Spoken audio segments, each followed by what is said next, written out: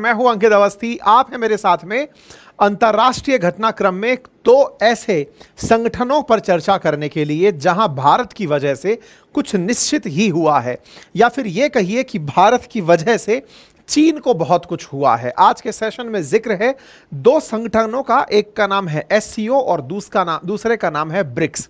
आज के सेशन में इन दोनों का जिक्र होगा, किस तरह से भारत से चिढ़ा बैठा है चीन, किस तरह से भारत के खिलाफ पाकिस्तान को इंस्ट्रूमेंट के रूप में यूज कर रहा है चीन।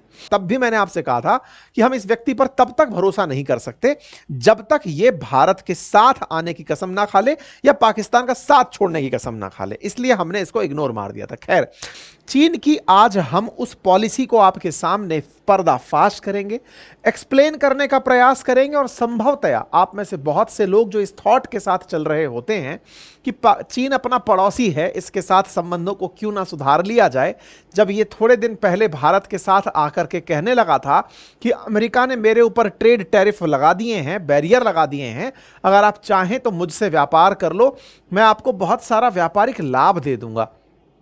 तब भी हमने डिसाइड किया था कि चीन से तब तक कोई मित्रता नहीं जब तक ये पाकिस्तान के साथ अपने रिश्ते भारत के खिलाफ यूज करना बंद नहीं कर देता।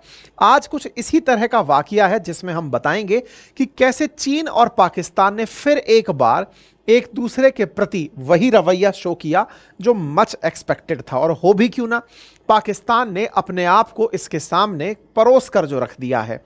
फिर चाहे चाइना पाकिस्तान इकोनॉमिक कॉरिडोर की बात ही क्यों ना हो, पाक ऑक्यूपाइड कश्मीर से उसे निकलवा कर पाकिस्तान ने उसे अपनी बड़ी कूटनीतिक जीत माना था। आज पाकिस्तान में चाइना पाकिस्तान इकोनॉमिक कॉरिडोर के नाम पर चीनी सेना पाकिस्तान में अपना बंकर बनाकर बैठी है, बलूचिस्तान के अंदर बलोच लोगों के ऊपर अपनी तरफ से यातनाएं दे रही है। ऐसे में पाकिस्तान तो चीन के साथ रहकर समझ रहा है कि उसे किसी बहुत बड़े देश का संरक्षण मिल गया है जिसकी छाह में वो बिल्कुल वैसे चल सकता है जैसे ऊंट गाड़ी की छाह में कभी कुत्ता चल रहा होता है। खैर, फिलहाल के लिए आज हम इसका वो चेहरा उजागर करेंगे जिसमें इसे आतंकवादी नजर नहीं आते।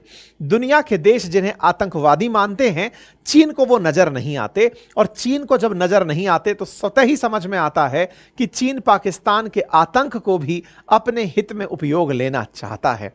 आज चीन का वो नजरिया जिसके चलते भारत ने चीन के जिस पैतरे को चलने नहीं दिया, आज हम उसका जिक्र आपके सामने करने जा रहे हैं। अगर आप इस हेडलाइन को पढ़ें तो आप समझ पाएं कि भारत ने मना कर दिया है जॉइंट स्टेटमेंट पर साइन करने के लिए जो एससीओ समिट के दौरान पास होना था। अब यह क्या मायने रखता है कि हमने क्या मना कर दिया? एससीओ समिट होती क्या है? मना कर दिया तो किसने मना कर दिया? कौन पार्टिसिपेट करने गया था? तस्वीरों में राजनाथ सिंह जी दिख रहे हैं, उनके द्वारा मना करना कितना मायने रखता है? हमारे प्रधानमंत्री क्यों नहीं गए? होता क्या? तमाम बातें आज के सेशन में पूरी तरह से करते हैं। आइए, चर्चा में हेडलाइन है भारत पाकिस्तान के बीच की चर्चाएं हैं, पाकिस्तान चाइना का गेम प्लान भारत ने बिगाड़ दिया, भारत ने एससीओ के जॉइंट स्टेटमेंट को पास ही नहीं होने दिया। कैसा जॉइंट स्टेटमेंट था जिसके चलते चीन की चिंताएं बढ़ गई, बताएंगे। साथ ही आपको आज यह भी बताएंगे कि ब्रिक्स समिट जो होने जा रही है रियो में, ब्राजील में, उसमें शी जिनपिंग नहीं जा रहे हैं, कारण भारत के प्रधानमंत्री को बनाया गया है। ऐसे में अमेरिका जो नहीं चाहता कि ब्रिक्स अमेरिका के खिलाफ खड़ा हो या एससीओ नाटो के खिलाफ खड़ा हो, उसे निश्चित ही खुशी हो रही होगी कि वो संगठन जो मेरे खिलाफ बनने की तैयारी में थे, आज वो खुद से ही सरवाइव नहीं कर पा रहे हैं। करें भी कैसे जब कुछ लोगों के अपने स्वार्थ ज्यादा बड़े हो जाते हैं। खैर, फिलहाल के लिए चर्चा सबसे पहले एससीओ के ऊपर करते हैं। एससीओ की बात है, शंघाई कोऑपरेशन ऑर्गेनाइजेशन की बात है। ऐसे में ही हमारे डिफेंस मिनिस्टर की बैठक लाइनअप थी चाइना के अंदर आज के दिन। उम्मीद है कि हेड ऑफ स्टेट से पहले डिफेंस मिनिस्टर की बैठक का रीजन समझ में आया होगा। ठीक है साहब, इसमें हमारे डिफेंस मिनिस्टर थे, तो यहां पर 10 देश के डिफेंस मिनिस्टर आपको तस्वीरों में दिखाई दे रहे हैं। आप कहेंगे फिर तो पाकिस्तान के भी रहे होंगे, बिल्कुल पाकिस्तान के यहां पर खड़े हुए आपको दिखाई दे रहे हैं। ठीक है साहब, 10 देश के डिफेंस मिनिस्टर चाइना के अंदर यहां पर आपको दिखाई दिए। हमारे जो रक्षा मंत्री हैं उन्होंने अपनी तरफ से यह जानकारी देते हुए कहा कि साहब मैं ऐसे ऐसे जा रहा हूं और कल के दिन यह बैठक होने वाली है। भारत की तरफ से यह जानकारी बाहर आई कि हम लोग किस किस विषय पर यहां पर चर्चा करने वाले हैं। ये चर्चाओं के लिए यहां पर 25 तारीख की शाम को जाते हुए राजनाथ सिंह जी को देख सकते हैं और 26 तारीख के दिन एक दूसरे के साथ मंच साझा करते हुए देख सकते हैं। कुछ वीडियोस आए जिसमें राजनाथ सिंह जी जाते हुए दिख रहे हैं, फिर पाकिस्तान के जो रक्षा मंत्री हैं वो यहां से छुप करके निकलते हुए जाते हुए दिखाई दिए। कुल मिलाकर के रक्षा मंत्रियों की यहां पर बैठक हुई। अब जब बैठक होती है तो बैठक होने के बाद सब लोग आपस में बैठकर चर्चा करते हैं। क्या चर्चा करते हैं कि बताओ भाई, हम सब लोग बैठे, क्या कॉमन बात निकली जिसके ऊपर आज हम लोग यहां से उठें। मतलब आप ऐसे समझिए कि 10 लोग मिले हैं, 10 लोगों ने मिलकर के अब कोई एक कॉमन एजेंडा साइन करना है कि चलिए अब अपन एक अपनी तरफ से कुछ साइन कर देते हैं पेपर, ताकि हम कहें कि हाँ हम यहां मिले थे, इस मीटिंग के ये मिनट्स थे और इनको आगे लेकर चलना है ना।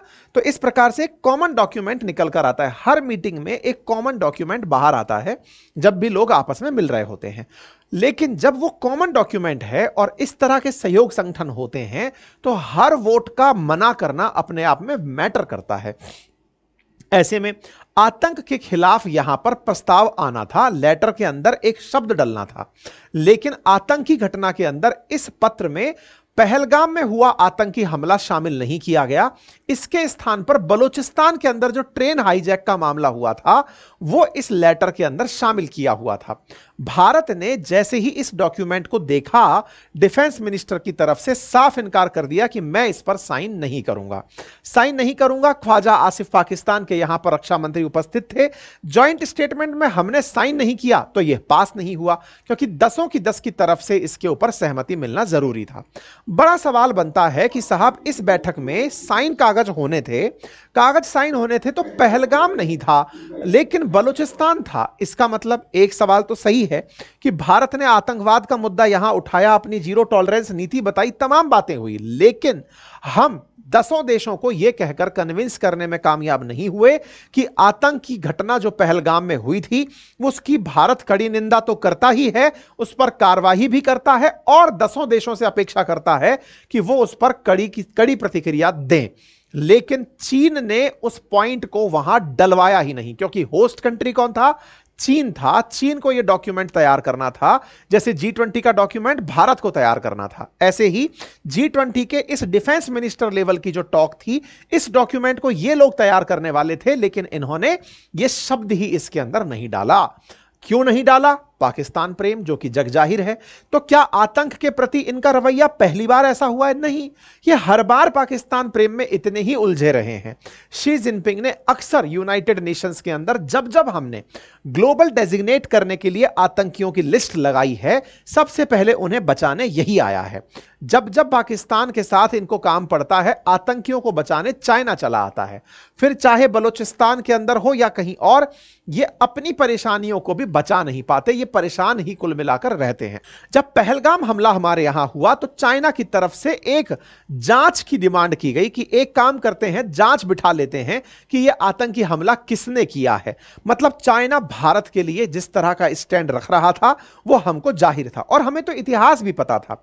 पाकिस्तान हमेशा जब भी कोई आतंकी को यूएन में बैन करने की बात आती है, चाइना उन्हें ब्लॉक कर देता है। चाइना उस पेपर को ही पास नहीं होने देता जिसपे इसकी सहमति यूएनएससी के अंदर चाहिए होती है। खैर कोई बात नहीं, चीन का पाकिस्तान प्रेम यहां पर साफ दिखा, लेकिन भारत ने भी दुनिया के सामने अपना स्टैंड रखते हुए कहा कि यदि पहलगाम नहीं तो जॉइंट स्टेटमेंट नहीं, और ऐसा कहते हुए हमने उस लेटर को ड्रॉप कर दिया।